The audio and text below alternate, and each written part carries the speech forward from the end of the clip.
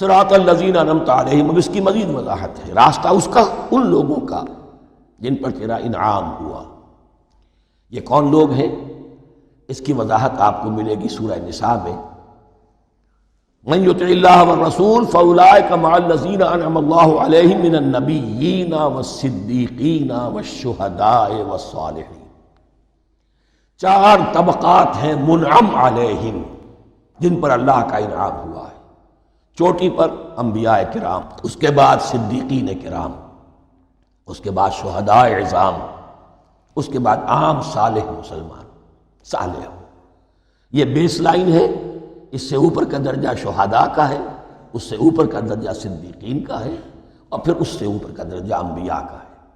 انبیاء میں سے پھر وہ بھی ہوتے ہیں کہ جو اولو العزم میں من الرسل ہیں، لیکن یہ چار طبقات ہیں، ان کے راستے پر ہمیں چلا۔ غیر المغضوب علیہم ولا الضالین، جو مغضوب علیہم نہیں ہوئے، جن پر تیرا غضب نہیں ہوا، اور غضب ہوتا ہے ان پر کہ جو ہدایت کے واضح ہونے کے بعد ہدایت کو ترک کر دیں، وہ ہے مغضوب علیہم۔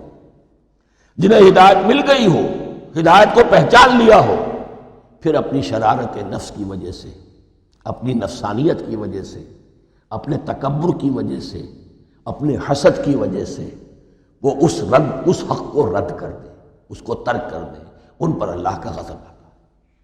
اور اس میں اس کی بہت بڑی مثال تاریخ کے اعتبار سے یہودی ہیں۔ اللہ نے انہیں ہدایت دی، کتابیں عطا کی، تورات، انجیل، زبور، سینکڑوں نبی ان میں مبعوث کیے، 1400 برس تک نبوت کا تار ٹوٹا ہی نہیں، مسلسل۔ ابتدا میں بھی 2 نبی، موسیٰ اور ہارون، اور اختتام پر بھی 2 نبی، عیسیٰ اور یحییٰ علیہ السلام، اور ان کے مابین کوئی لمحہ نہیں آیا ہے تاریخ بنی اسرائیل میں جبکہ کوئی نہ کوئی نبی موجود نہ ہو۔ لیکن انہوں نے اپنی شرارت نفس کی وجہ سے ہدایت تورات سے بھی منہ موڑا، اور پھر سب سے بڑی بات یہ کہ ہدایت محمدی سے، ہدایت قرآنی سے بھی صلی اللہ علیہ وسلم منہ موڑا، وہ ہے مغضوب علیہ ولا الضالین، اور نہ ہی گمراہ ہوئے۔ یہ لفظ جو آتا ہے عربی زبان میں، گمراہ کا بھی ہے اور تلاش حق میں بھٹکنے والے کا بھی ہے۔ ایک وہ شخص ہے جس پر حق ابھی واضح نہیں ہوا، وہ تلاش میں ہے، اس کے لیے بھی ضال کا لفظ آئے گا۔ اسی طرح کوئی شخص کسی کے عشق اور محبت میں ایسا ہو جائے، دیوانہ ہو جائے، اس کو بھی ضال کہتے ہیں، یعنی اس کے اوپر جذبات کا اتنا غلبہ ہو گیا ہے کسی کی محبت اور عشق کی بنا پر۔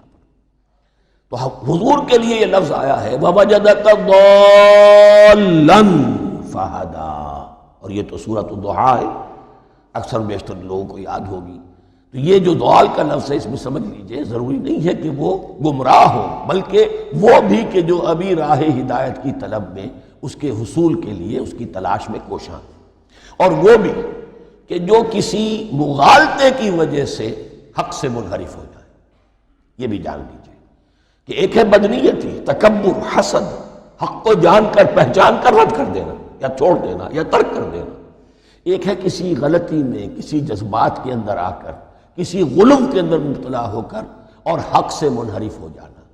اس کی جو سب سے بڑی مثال ہے وہ نصارہ ہے، عیسائی ہے۔ حضرت مسیح کو انہوں نے مانا لیکن غلو کیا، یہ لفظ آئے گا آگے، لا تغلو فی دینکم، اپنے دین میں غلو نہ کرو۔ جیسے ہمارے ہاں بھی بعض لوگ ہیں جو حضور صلی اللہ علیہ وسلم کی تعریف میں، حضور صلی اللہ علیہ وسلم کے ساتھ اپنی محبت کے اظہار میں غلو کر جاتے ہیں۔ یہ انتہا درجے کو ہو گیا تھا حضرت مسیح علیہ السلام کے ماننے والوں میں، اور اس کی بنا پر انہوں نے تثلیث کا عقیدہ ایجاد کر لیا اور حضرت مسیح علیہ السلام کو اللہ کا بیٹا بنا دیا۔